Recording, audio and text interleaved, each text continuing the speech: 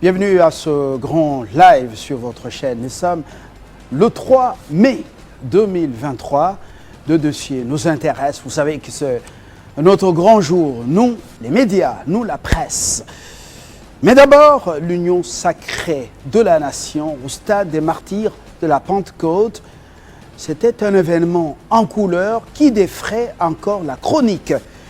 Après le succès de ce stade, quel discours les partenaires, je dis bien les partenaires, différents regroupements politiques, plateformes, vont donc amener auprès du peuple congolais en pleine crise économique, sécuritaire. Alphonse Ngoïka Sanji, président national de l'AJDC et de l'ACDD, sera avec nous pour en parler. Il est à la tête d'une grande plateforme ou d'un regroupement politique de l'Union sacrée de la nation. Le second dossier, c'est justement la liberté de la presse au Congo-Kinshasa. Quelles sont les différentes évolutions juridiques? Charles Mushizimu Gaga sera avec nous pour en parler. Depuis les états généraux de la presse de Kintambo, on s'en souvient très bien, il est chercheur, est très proche des médias parce qu'il a initié bien de propositions de loi dans le cadre de la liberté de la presse. L'actualité chez nous s'impose. Les grandes lignes, Moïse Chamala, bonsoir. Bonsoir Fabien Mbala et bonsoir à vous mesdames et messieurs, place à l'actualité.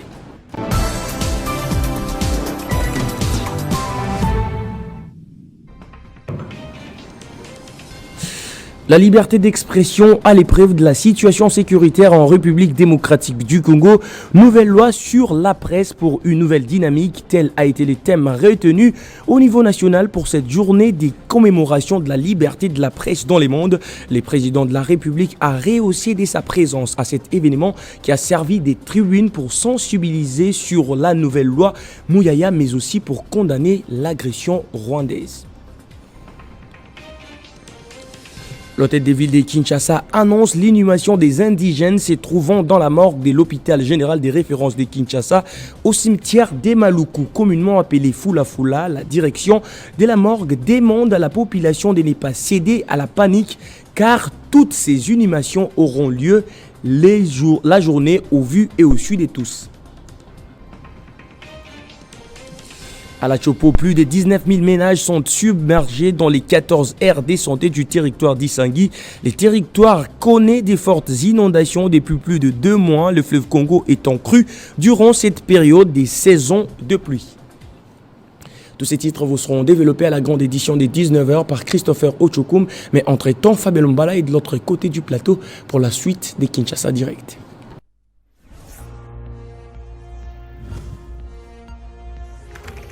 L'actualité reste en continu.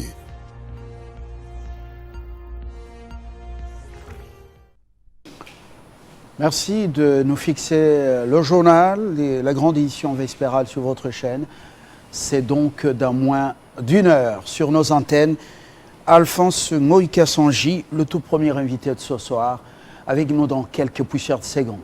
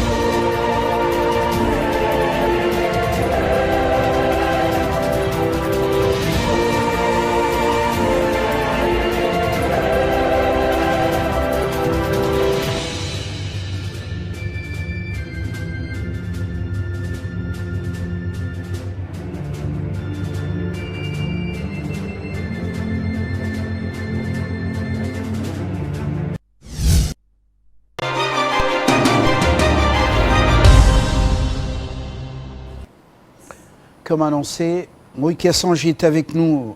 Bonsoir. Bonsoir, Monsieur Fabien. Alphonse Kassangi, vous êtes le président de formation politique, l'Alliance pour la justice, le développement et la solidarité, et aussi l'Alliance chrétienne pour la démocratie et le développement. On n'entre pas dans les détails pourquoi deux formations politiques, parce que vous n'êtes pas le seul, il y en a qui étaient avec vous dans l'ancienne structure FCC, qui en ont aussi multiplié. Les raisons, nous allons aux élections, seront données après, mais d'abord, nous allons au stade, nous nous rendons au stade. Est-ce que vous avez été présent au stade? J'étais bel et bien samedi au stade, 29 au stade de Marty. Paris gagné. Paris gagné parce que le stade a été rempli depuis 8 heures. J'ai mes militants qui ont veillé pour avoir de la place au stade. Et depuis 8 heures, le stade était plein, n'a craqué. Moi, je suis arrivé par conviction, par conviction du pays, ou parce que Moïse Kassangi, c'est un homme dont la solidarité est très connue de tous. Écoutez, bien, c'est une qualité d'être social. Et donc, cela aussi fait que j'aie de la sympathie de la population. Ça, c'est une qualité, c'est un don de Dieu. Mais quant au stade, je vous dis que pour ce qui nous concerne, ce qui concerne nos deux partis et notre regroupement AAC, nous nous étions dit que seul le membre pouvait être là, les membres du parti. C'est ainsi que la Ligue des jeunes a été assignée d'amener les membres, limités d'ailleurs, parce que si on amenait tout le monde, il ne devait pas y avoir de la place. 400 partis politiques, plus de 400 partis politiques. Beaucoup étaient en dehors de la marmite, en dehors du stade. En dehors. Moi, je suis arrivé à 11h au Palais du Peuple. Pour accéder au stade, j'ai dû faire 1 heure du temps. Donc, notre bus, pour accéder simplement au stade, à cause des foules qui venaient de toutes parts. Donc, le stade était déjà plein. Est-ce qu'il ne fallait pas choisir un Célé, par exemple, ou un terrain beaucoup plus large que le stade on y avait réfléchi. On avait réfléchi d'aller de chercher un terrain plus large, beaucoup plus large. Mais comme les talons de mesure à Kinshasa, ceux qui ont mon bali, donc si tu es un homme, il faut remplir le stade. C'est comme ça qu'on s'est dit qu'on y aille. Nous serons, ceux qui seront au stade, et les dispositions étaient prises pour que ce qui se passe au stade soit relayé en dehors du stade par les vidéos, par vidéo. Justement, opération de séduction de Félix Antoine Tshisekedi par vous, ou l'expression d'une volonté de pouvoir lui donner une seconde chance. Sonny Kafuta parle souvent seconde chance. Là, il est dans l'évangélisation. Seconde toucher. Vous avez suivi ma question. Bien sûr, écoutez, il faut reconnaître l'homme dans son jour. Vous savez que moi, j'ai dirigé toute une province pendant 12 ans. On va y arriver. J'ai vu des présidents. Donc, je suis né en 1963. J'ai vu le président Mobutu. Avant nous, on nous a raconté, parlé de ce qui s'est passé en 1960 avec Kasavubu, avec Lumumba, etc. Donc, chaque fois que le Congo veut rehausser la tête, les géants Congo veut rehausser sa tête, chaque fois qu'il a un dirigeant patriote qui aime le pays, qui veut faire des choses pour relever le Congo, les géants Congo, au cœur de l'Afrique, il y a la guerre. Et donc, on a vu Félix Antoine Tshisekedi Tshilombo déterminé à ne pas négocier avec l'ennemi. Il veut en finir une fois pour toutes. L'ennemi, on vous a dit que dans le Kindu, dans le Maniema, on observe les colonnes des hommes qui ressembleraient à ces terroristes en train de venir pour le cantonnement. Vous avez appris? On en a entendu, il s'en est suivi les démentis du gouverneur. Donc ce sont juste des rumeurs. Des rumeurs. Et donc nous croyons que ce n'est pas ça. Et quand bien même il serait cantonné quelque part, ce n'est pas pour qu'il réintègre de nouveau l'armée, pour commencer à nous combattre au sein de l'armée. Nous fermons cette parenthèse, peut-être ça viendrait prochainement. Vous n'avez pas... donc c'est fort de toutes ces qualités de cet homme à la tête du pays que vous avez cherché à les séduire, à lui plaire en remplissant le stade et les abords partout sur le terrain triomphal ou sur le boulevard triomphal. C'est pour plaire à un homme qui a montré la bravoure. Écoutez, je vais y aller par un exemple biblique que Moïse, dans la Bible, avec les enfants d'Israël, quand il combattait l'ennemi, quand les bras de Moïse étaient soulevés, le peuple d'Israël gagnait la guerre. Avec à la tête Josué. Josué. Oui. Alors quand ça baisse, écoutez, ils perdaient. C'est ainsi qu'ils se sont tous dit, allons tous, tenons les bras de Moïse, que les bras soient plus hauts, et comme ça nous gagnons la guerre. Là c'était Aaron et Hur. Voilà. Nous lisons aussi la Bible. Tout à fait. en tant que chrétien. Ça Tout à fait. Extrêmement. Donc vous êtes Aaron Donc, et Hur. nous sommes Aaron et Hur pour soutenir Félix Antoine Tshisekedi Tshilombo, afin de gagner cette bataille une fois pour toutes. La bataille est sur tous les fronts. La guerre, l'insécurité au Grand Nord, il y a la bataille économique.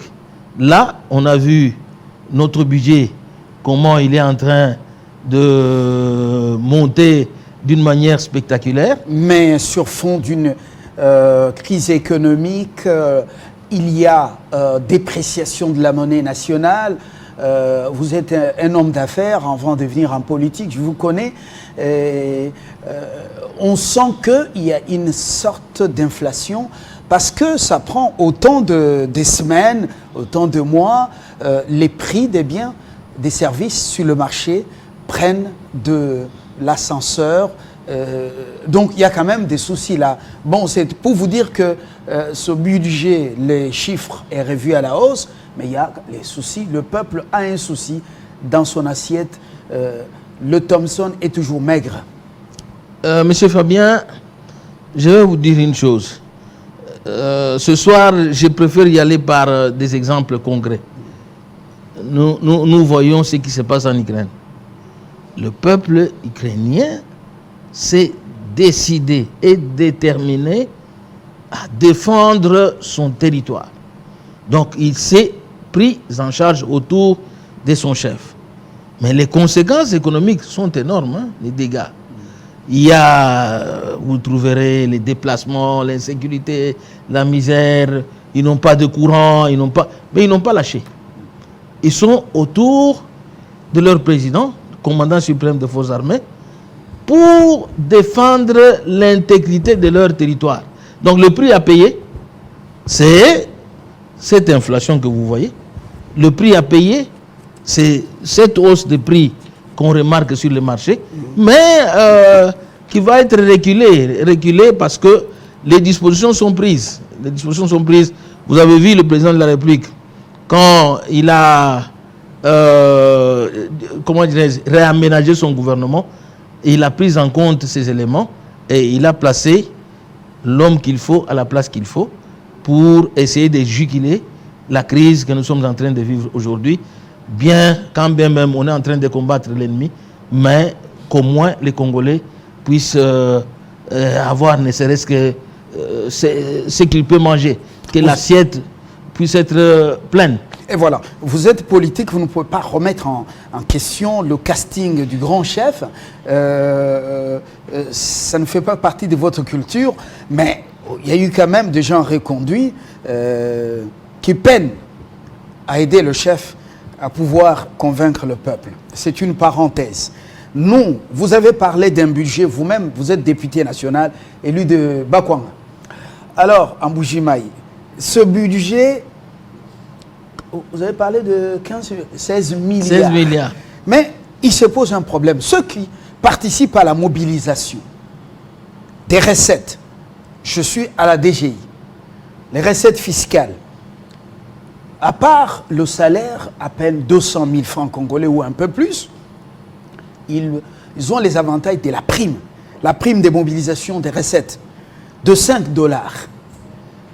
Il y a aussi la prime sur ce qu'on appelle plus-value. Mais ça fait pour la prime de plus-value, ça fait 3 ans qu'ils n'ont pas reçu ça. C'est $6 et 6%. On leur avait dit 1% à la fin de l'année. On a réduit, on a dit 5% de manière ponctuelle. Mais jusque maintenant, et les $5 ou $6, ça fait 3 ans. Maintenant, la prime de mobilisation, ça fera bientôt 4 mois. Est-ce que ce sont les conditions dans lesquelles on peut mobiliser des milliards dont les projections, pour vous, les prévisions, c'est 16 milliards, des gens dans ces conditions, d'ailleurs auprès d'un peuple sans culture fiscale. Vous connaissez le calvaire, vous avez dirigé une province, vache à lait à l'époque pour le pouvoir de Kinshasa. Est-ce que c'est normal? Vous êtes l'autorité budgétaire. Tout à fait, M. Fabien. Pourquoi vous n'interpellez pas Kazadi, Nicolas? Ça fait partie, si vous aviez suivi, il y a eu une plénière jeudi de la semaine dernière. J'ai posé la question au ministre Nicolas Kazadi, qui était chez nous, pour présenter les 3 projets de loi à ratifier, qui contenaient plus de 1,4 milliard. Et dans l'un des projets de loi, concernait les réformes économiques, la gouvernance et le développement. Je lui ai posé la question de savoir sur la question de l'AMIBA. J'ai dit justement sur les crédits qui sont prévus dans le budget. Et le budget 2022, les assignations étaient atteintes et même en dépassement. C'est-à-dire qu'on a eu plus d'argent que ce qui était prévu. On avait prévu 10 milliards, mais on en a eu 12 milliards et demi. Comment est-ce qu'on n'arrive pas à payer ces primes-là depuis 3 ans, comme vous le dites, et puis ne serait-ce que motiver les agents qui mobilisent l'argent? Ça, ce sont des choses que nous n'admettons pas. Si vous avez suivi cette plénière, j'étais très dur à l'endroit du ministre des Finances, qui a été convoqué à la commission économico-financière justement pour des questions comme cela. Et ça s'impose parce que bientôt vous allez aussi rendre compte au peuple. Mais oui. Pour solliciter, oui ou non, pour ressolliciter son mandat. Parce qu'il vous a été légué par lui-même, le détenteur du pouvoir. Et si vous ne faites rien, ça sera difficile. Nous allons, parce qu'on dit, quel discours auprès du peuple après le succès du stade? C'est très bien, vous avez montré votre capacité de mobilisation. Tous les partis, tous les regroupements politiques et ainsi de suite de l'Union sacrée, peut-être c'est un événement qui va faire frémir la force de Kachoboué. Mais rentrons dans les faits. Vous êtes quelqu'un de Tshilenge. Tshilenge, entre Tshilenge et Kabé-Kamonga, Tshilenge comme district, une partie issue du sang de Kabé-Kamonga et de territoire Tshilenge. Alors, à Kabé-Kamonga, il n'y a même pas un forage d'eau. Moïka Sanji. Qu'est-ce que vous allez dire à ce peuple alors que c'est l'année électorale? Pas même un forage d'eau. Et la route Kabé-Kamonga-Mbuji-Mayi, vous connaissez son état, vous avez dirigé le Kassai oriental. Monsieur Fabien, comme vous le savez, que je n'ai pas ma langue dans ma poche. Lors de la présentation du projet du budget 2022, j'avais interpellé, d'ailleurs même à l'investiture du gouvernement, j'avais interpellé le Premier ministre en lui disant que le peuple que vous voyez là, qui acclame, attend que ses conditions de vie changent. Qu'il ait à manger, qu'il ait de l'eau à boire, l'électricité pour promouvoir le PME, les routes pour recevoir et évacuer et avoir un plus-value. Voilà. Si vous travaillez sur ces axes, je crois que s'il a sa santé, il a son éducation, comme il a la gratuité de l'enseignement, je crois que vous avez réglé le problème. Ne nous faites pas des discours irréalistes. Il y a les 100 programmes de développement de 145 territoires. 145 territoires. Vous qui êtes élu du peuple, est-ce que les gens aident le chef dans la mise en œuvre de ce programme? Est-ce que le Premier ministre, c'est un véritable chef d'orchestre? Je ne suis pas de la race des flatteurs, vous me connaissez. Est-ce que c'est un véritable metteur en scène? Même moi, vous le savez bien, je crois qu'il se pose des problèmes très sérieux. Des coordinations avec notre gouvernement. Mais au-delà de ça, disons-nous la vérité, et le chef doit prendre ses responsabilités. C'est lui qui dirige le Conseil des ministres chaque vendredi. Et les pleurs de notre peuple sont suivis par lui-même.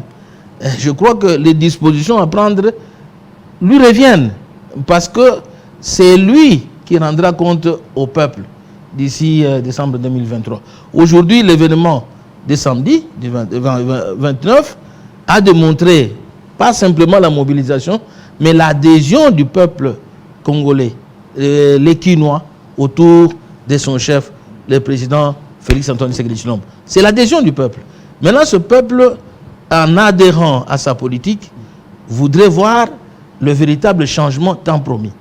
Et s'il y a des personnes qui freinent ces changements, eh bien, les chefs doivent prendre ses responsabilités. Mais c'est l'année électorale. L'année électorale, le chef serait obligé, le réalisme politique oblige, de faire les yeux doux à certains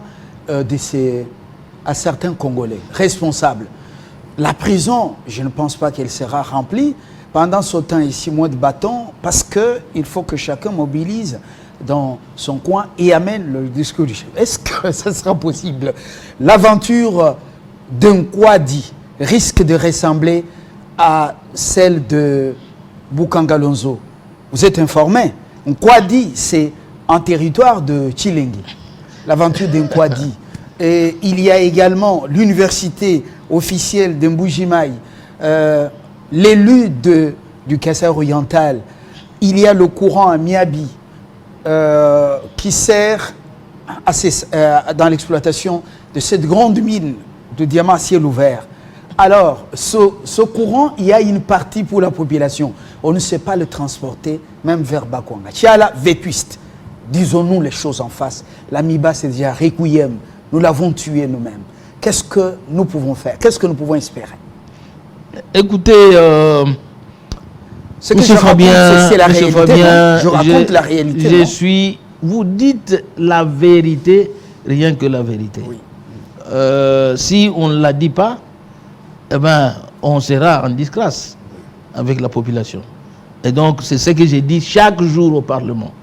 Je suis désolé de voir que nous allons, je disais au ministre Nicolas Kazadi, que nous sommes en train d'aller, nous sommes à la fin de la législature. Avec quel bilan allons-nous nous présenter devant la population si les promesses ne sont pas rencontrées? Je crois que si on veut mieux faire, il y a toujours les 4-5 mois là peuvent être décisifs pour au moins rencontrer, pas tout, rencontrer quelques promesses, réaliser quelques promesses, ne serait-ce que pour mettre notre peuple en confiance. Sinon, quoi que vous ayez approché tel ou tel autre leader, mais avec quel discours ira-t-il devant la population?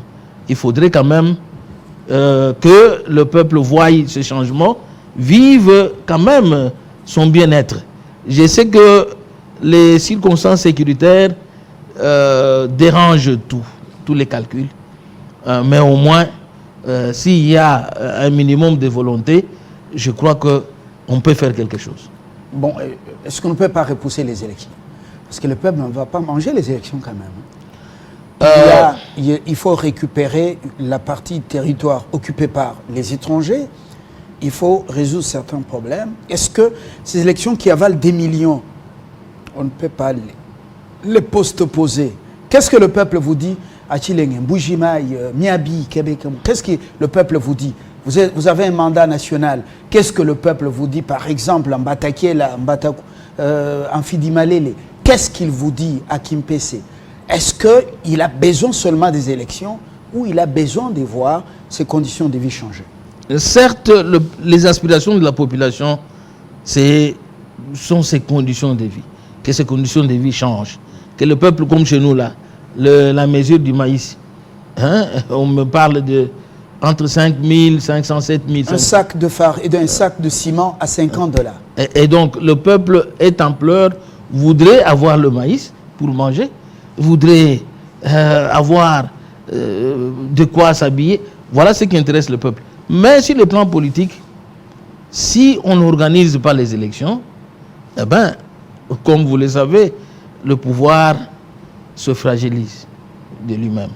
Il faudrait cogiter, commencer à parler avec l'opposition pour aller vers un gouvernement d'union nationale. Et c'est cela qui va fragiliser le pouvoir et qui ne lui permettra pas d'atteindre ses objectifs. Voilà la contrainte pour laquelle il faut nécessairement aller aux élections en décembre 2023. L'agriculture, quel conseil vous prodiguez à KBMA Tchabidi pendant la gestion de plus de 10 ans de cette province? Pendant que ça n'a pas marché, vous avez recouru à la terre avec la houe, les tracteurs, ça donnait beaucoup de maïs. Qu'est-ce que vous conseillez à KBMA Tchabidi? De faire la même chose. Quand je suis entré en fonction, vous savez que le monde entier était frappé par la crise financière internationale en 2008 et tous les pays étaient tombés en faillite, toutes les banques. Et donc, mon approche de décembre 2007 de rendre l'agriculture une activité obligatoire, de mettre à la disposition de la population et des entreprises installées au Kasaï oriental des terres gratuitement, l'encadrement de ces agriculteurs par les services de l'État qui sont payés. Ils sont payés par l'État, ils touchent leur salaire, mais ils ne travaillent pas. Et nous leur avons donné du travail, nous avons donné des semences améliorées à la population gratuitement, et l'encadrement de cette population par les techniciens a fait que nous puissions avoir une surproduction. Nous qui importions le maïs, nous étions déjà exportateurs. On envoyait le maïs au Kasaï central et dans le Katanga. Et donc, ce que je peux conseiller au gouverneur Mathias, c'est d'y aller d'une manière professionnelle. C'est plus simple d'avoir la production en ayant 45 jours. Il y a les semences qui peuvent donner le maïs en ayant 45 jours et nous en savons quelque chose parce qu'on a quitté de 3500 à 400 francs, comme vous le savez, la mesure du maïs chez nous. Et c'est possible de le faire. Voilà. Ancien, on chute par là, ancien enseignant de l'école primaire au Kasaï. Vous avez plus évolué en Andanjika, alors que vous êtes entre Chilenge et Kabekamanga. Vous êtes devenu un homme d'affaires dans le diamant, millionnaire, comptoir Océan Pacifique, avec deux grands médias aussi au Kasaï. Vous avez eu le pouvoir à la tête de cette province plus de 10 ans. Vous êtes parmi ceux qui ont eu les records. Et puis, il n'y a rien qui vous a manqué. Qu'est-ce que vous cherchez encore en créant deux partis politiques? La réponse en 2 mots seulement. Bien, d'abord, j'apporte un petit correctif. Oui. J'étais enseignant à l'école secondaire. Ah, à l'école. Donc, j'ai brillé tellement que l'école avait voulu me retenir. Hein, donc, pour dispenser quelques cours. Bon, qu'est-ce que je recherche? Mes aspirations, c'est toujours arriver à mettre en œuvre ma vision d'améliorer les conditions de vie de notre population. Et pour améliorer les conditions de vie de la population, il faut être en action. Donc il faut deux partis. Donc les deux partis, je ne les ai pas créés aujourd'hui. Les deux partis ont été créés depuis 2010. Pendant que vous étiez gouverneur. Donc quand j'étais gouverneur. Et donc nous avons 4 élus nationaux maintenant, 29 élus provinciaux. Et donc nous sommes une grande force. 4 élus nationaux. 4 élus nationaux. Et donc notre objectif, c'est que nous puissions... Il ne faut pas laisser le pouvoir entre les mains des personnes qui n'ont pas une vision. Est-ce que ce n'est pas chimérique? Non. Vous avez, en ayant créé, après avoir créé ce grand comptoir Océan-Pacifique, les grands médias, vous avez créé Ngokas Holding, des plus grands magasins. Vous avez créé une usine de fabrication de jus. Est-ce que vous ne pouvez pas tenter l'expérience avec ce que vous avez comme petite fortune maintenant, au lieu de gaspiller la fortune dans les partis politiques? Non, mais je continue dans les business. Je suis là. Même si, disons-nous la vérité, il y a des bévues qu'on ne peut pas tolérer. Jusqu'aujourd'hui, on est à 2 ans et demi. J'ai une de mes propriétés qui est occupée par une volonté politique, quelque part. Merci. Et donc, qu'on n'accepte pas. On est découragé sur cet aspect-là. Mais sur le plan politique, nous sommes des personnes et ressources dont le pays a besoin. Et donc, nous devons mettre en œuvre ce que Dieu a mis à nous. Voilà pourquoi nous ne pouvons pas laisser le terrain politique entre les mains d'autres personnes. Est-ce que vous avez laissé des buildings à Mbuji-Mayi? Il y en a beaucoup ici. J'ai laissé des maisons, mais malheureusement, les maisons que j'ai laissées à Mbuji-Mayi, même celles que j'avais construites depuis ma vingtaine d'années, a été sauvagement détruite. Et on a pillé même les diamants. Comme partout où je passe, mes diamants sont toujours là. On a pillé diamants, etc. Et voilà ce qui décourage à investir. Investir là-bas. Investir chez nous. Heureusement, vous avez renoué avec la base qui vous a pardonné et vous a orienté, donné une orientation politique. Bonsoir, merci d'être venu. La base ne m'a pas pardonné, oui. La base a compris. Mais la politique. Et vous a donné une orientation, non? Pour dire, oui. Rejoignez l'Union sacrée et le président Tshisekedi. Tout à fait. Tout à fait. Alors, très bonne soirée. Merci. Et nous attendons la suite, après le stade, ce que vous allez dire au peuple dans le Congo profond. Merci beaucoup, M. Fabien. Dans quelques instants, nous allons chuter avec Charles Mushizimou Gaga, juriste et chercheur, la liberté, la presse, les différentes innovations, les différentes évolutions juridiques.